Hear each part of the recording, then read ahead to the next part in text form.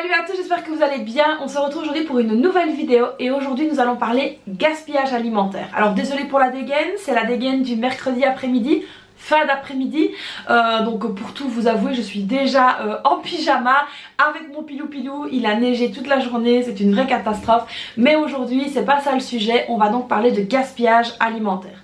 Alors le gaspillage alimentaire c'est vraiment quelque chose qui me travaille depuis très longtemps et en fait je remarque qu'il y a énormément de gaspillage alimentaire. Donc je me suis renseignée un petit peu sur ce sujet là parce que c'est vrai que je vois beaucoup de magasins qui jettent, je vois aussi beaucoup de familles, beaucoup de foyers qui jettent énormément. Donc du coup je me suis dit qu'on allait voir un petit peu ensemble pour essayer d'éviter le gaspillage alimentaire. En plus ce mois-ci est un mois très compliqué pour beaucoup d'entre nous avec l'inflation qu'on connaît. Il est vraiment temps de faire très attention à ce que l'on fait. Alors ici on va donc parler de ce fameux gaspillage alimentaire. Tout d'abord on va parler donc du gaspillage alimentaire un petit peu en gros, on va dire ça comme ça, et puis on verra ensemble des astuces pour essayer d'éviter ce fameux gaspillage alimentaire. Alors ce qu'il faut savoir c'est que le gaspillage alimentaire c'est quand même, ça représente quand même 10 millions de tonnes de produits jetés à la poubelle par an, ce qui représente en moyenne 215 kilos par an et par habitant de denrées qui sont mises à la poubelle. Donc ça, vous imaginez, 215 kilos, c'est vraiment énorme. Alors quand je vous dis que c'est donc 10 millions de tonnes par an, ça va donc des foyers au commerce, ça va vraiment de partout. Donc si vous avez par exemple une usine qui produit en gros des denrées alimentaires, s'il y a quoi que ce soit qui ne se passe pas correctement ou qu'il y a tout simplement un problème, tout est mis à la poubelle. Et donc ça c'est vrai que ça représente quand même beaucoup de denrées jetées à la poubelle. Par exemple dans les grands magasins, donc dans tous les supermarchés, vous avez des filets de citron, tout le monde connaît les filets de citron, et si dans le filet de citron il y a un citron qui n'est pas bon, tout le filet est jeté, alors que peut-être les autres n'ont rien du tout. Alors oui, ils ont été en contact, ils se sont frottés les uns aux autres, mais c'est pas pour ça qu'on ne peut pas en extraire le jus. Pas du moisi évidemment, mais des autres et qu'ils ne sont pas bons. Donc ça c'est vrai que c'est quelque chose qui est quand même assez aberrant et c'est quelque chose qui dérange quand même. Enfin moi en tout cas ça me dérange de savoir que, je prends l'exemple de ces pauvres petits citrons, mais que ces pauvres petits citrons soient mis à la poubelle alors qu'ils ont juste été se frotter à un citron qu'il fallait pas. Et donc c'est vrai que je me rends compte que les supermarchés jettent vraiment énormément de produits. Alors c'est vrai qu'ils ont des directives comme les dates limites de consommation, les dates de péremption, etc. Mais ça représente quand même énormément de tonnes par an et c'est aberrant quand on sait que il y a des pays qui sont vraiment au niveau de la malnutrition très mal en point. Alors ce qu'il faut savoir c'est que la moitié de la nourriture produite au niveau mondial est jetée. Donc là je vous parle de la moitié de la nourriture mondiale, donc c'est quand même pour le monde entier c'est énorme, cette moitié là elle est jetée, donc ça c'est hallucinant. Ensuite ce que j'ai je me suis également renseignée pour voir un petit peu sur ce gaspillage alimentaire et en fait je me suis rendu compte qu'il y a une étude qui a été réalisée et qui démontre par A plus B qu'on pourrait donc anéantir la faim dans le monde juste avec la nourriture qui est jetée dans les pays industrialisés. Alors moi quand j'ai lu ce truc là ça m'a vraiment fait de la peine, alors pas que voilà, mais je me suis dit voilà ces personnes qui meurent de faim aux quatre coins du monde, en fait on pourrait anéantir tout ça si on diminuait le gaspillage alimentaire. Alors ensuite ce qu'il faut savoir c'est que le gaspillage alimentaire équivaut à gaspiller 4 à 5% de l'énergie d'un pays industrialisé, donc la France, la Belgique, etc. Donc c'est comme si on gaspillait l'énergie d'un pays, donc c'est quand même quelque chose d'aberrant. Ensuite, il faut savoir que si le gaspillage alimentaire était donc un pays, il serait le 3e plus gros pollueur au monde. Donc ça aussi, c'est hallucinant. Ensuite, ce qu'il faut savoir pour la France, c'est que le gaspillage alimentaire coûte chaque année plus cher que le trou de la sécurité sociale. Donc ça aussi, ce sont des petites remarques qui qui nous laissent un petit peu perplexes et qui ont tendance à nous faire réagir, enfin en tout cas je l'espère. Et donc là moi je me suis un petit peu penchée sur justement comment faire attention à gaspiller moins. Ce qu'il faut savoir c'est que moins vous allez gaspiller et plus vous allez économiser d'argent. Alors c'est vrai que c'est très facile d'aller au supermarché, d'acheter ce qu'on a envie, pump it up, on rentre chez soi. Alors je parle ici pour les gens qui sont un petit peu plus aisés parce que personnellement moi je ne saurais pas me permettre d'acheter tout ce que je veux au supermarché. Et rentrer chez soi, on mange et puis tiens c'est plus bon, on jette. Donc ici voilà, c'est pas vraiment quelque chose d'intelligent à faire si je puis dire. Donc ici je me suis un petit peu penchée sur différentes astuces qu'on pourrait mettre en place pour essayer de diminuer le gaspillage alimentaire et du coup mieux remplir notre portefeuille, enfin éviter de faire du gaspillage d'argent. Alors je vais vous donner donc ici 6 astuces pour essayer de diminuer notre gaspillage. La toute première astuce, mais ça vous la connaissez, c'est de faire ses menus à l'avance et de faire sa liste de courses en fonction des menus. Ça je le dis plus, je crois que je le répète assez souvent, c'est en tout cas un cheval de bataille qu'il faut vraiment essayer de mettre en place du mieux qu'on peut, du mieux possible et vraiment essayer de s'y tenir. La deuxième chose, ce sont donc les dates de péremption ou les dates limites de consommation. Donc ça, il faut faire attention à la nuance. Donc on a les dates limites de consommation et les dates où il est donc indiqué à consommer de préférence jusqu'au. Les dates limites de consommation, c'est vraiment une date après laquelle... c'est une date qui est donc définie et après laquelle on n'assure plus le produit, la qualité donc du produit.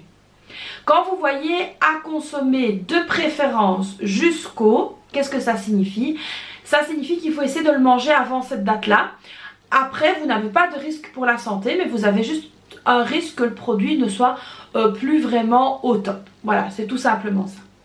Maintenant au niveau des dates de péremption, quand vous allez faire les courses, essayez quand même de regarder pour avoir des dates plus longues si vous ne souhaitez pas acheter des produits qui sont vraiment à la date limite.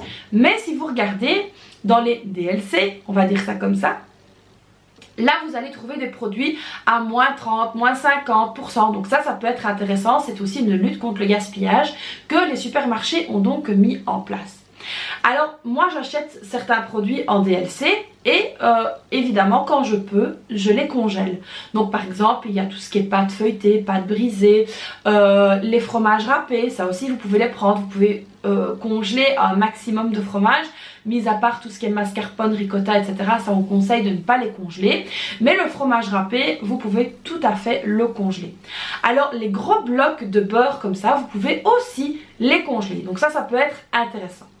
Alors ce qu'il faut également savoir c'est que si vous achetez des yaourts par exemple, ils sont tout à fait encore consommables et encore très bons jusqu'à 2 mois après la date de péremption.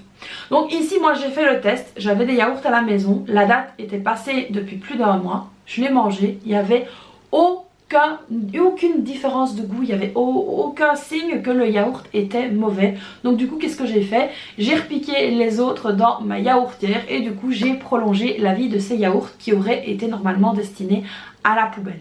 Donc voilà, on peut dire que j'ai sauvé de la poubelle des yaourts. Donc voilà, faites quand même attention au niveau des dates de péremption. Essayez de congeler ce que vous pouvez congeler, mais n'hésitez pas à sentir, à goûter, à toucher. Maintenant, évidemment, si une boîte a par exemple gonflé, ça je vous conseille pas de l'ouvrir. Les conserves sont également consommables très longtemps après la date, tout comme le lait d'ailleurs. Maintenant, il suffit, comme je viens de le dire, d'ouvrir, de sentir, de goûter pour voir si c'est encore bon. Fiez-vous à votre instinct, à votre odorat et à votre goût pour voir si le produit est encore bon avant de regarder la date. La troisième chose que je peux vous conseiller, c'est d'adapter les quantités que vous cuisinez par rapport à votre famille. Alors si vous êtes une famille de 4 comme nous, 2 adultes et 2 enfants, essayez d'adapter les quantités de nourriture pour essayer d'éviter de jeter. Ça c'est vraiment très important. Maintenant évidemment, vous pouvez tout à fait utiliser les restes et les remanger le lendemain. Mais essayez d'adapter les quantités, c'est vraiment très important. Le quatrième conseil que je peux vous donner est de ranger correctement votre frigo et vos placards, votre congélateur. Essayez de les ranger correctement. Qu'est-ce que j'entends par là? Évidemment, on viendra mettre les dates à consommer d'abord en premier et puis les autres derrière et ainsi de suite. Ça c'est vraiment très important. Alors moi c'est vrai que j'avais le défaut avant, quand je faisais les courses, hop, je remplissais mon frigo et au revoir et merci. Or que maintenant pas du tout. Une fois que je vais faire les courses, déjà avant d'aller faire les courses, je check mes réserves, j'avance vraiment ce qui doit être mangé et puis alors ensuite je reviens et je remplis mon frigo par l'arrière. Donc je mets les affaires derrière. Donc ça c'est vraiment quelque chose que j'essaye de faire aussi pour éviter le gaspillage. La cinquième chose, ça va donc être quoi? Les restes de nourriture. Évitez de les jeter, évitez de vous en séparer, remangez-les, congelez-les. Voilà, par exemple, il me fallait un tout petit peu de crème liquide l'autre fois, il me restait ça dans le pot, et directement j'ai fait de la soupe le lendemain, j'ai terminé la crème fraîche dans la soupe pour éviter de jeter ce qui restait de crème fraîche. Donc ce sont des petites astuces, mais des petites astuces que tout le monde ne fait pas. Alors au niveau des restes, moi j'ai une grande chance, c'est que Clochette mange de tout. Un petit peu comme nous d'ailleurs, et c'est vrai que les restes passent souvent chez Clochette, donc du coup je fais des économies sur les croquettes. Alors quand je dis qu'elle mange de tout, attention, hein, je lui donne pas non plus n'importe quoi, mais c'est vrai que si vous avez des animaux et que les animaux mangent des restes, n'hésitez pas à leur donner les restes. Par exemple, si vous avez des poules, vous pouvez très bien leur donner les restes des épluchures, etc.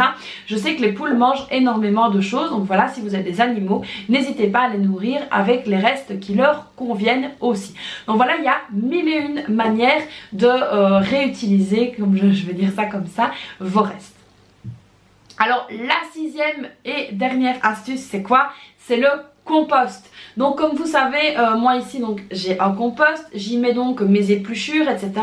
Je mets aussi de temps en temps les sopalins, je mets de temps en temps du carton, donc comme par exemple les rouleaux de papier toilette, de temps en temps je le coupe en petits morceaux et je le mets dedans.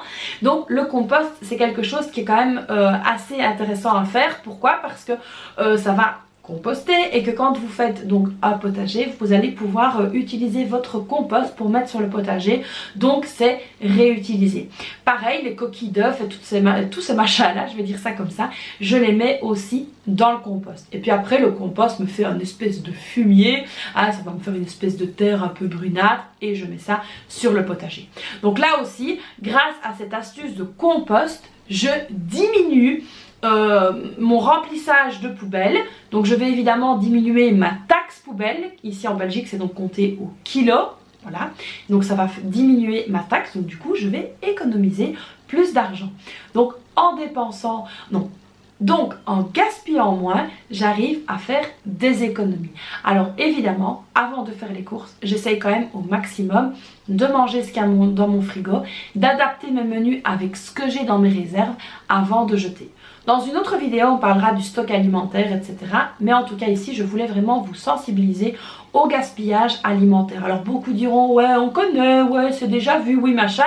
Mais une petite piqûre de rappel ne fait pas de tort, même pour moi, parce que c'est vrai que mes filles notamment ont de temps en temps tendance à essayer de gaspiller un petit peu, mais je les remets très très vite à leur place en disant que tout le monde n'a pas la chance d'avoir une assiette remplie à chaque repas. Donc voilà les amis, j'espère que cette vidéo vous aura plu. Donc comme d'habitude, n'hésitez pas à la liker, n'hésitez pas à vous abonner à ma chaîne, très important, ça me fait plaisir et c'est gratuit. N'hésitez pas à me laisser un petit commentaire, moi je vous fais donc plein de bisous et puis je vous dis à très vite pour une prochaine vidéo. Bye bye.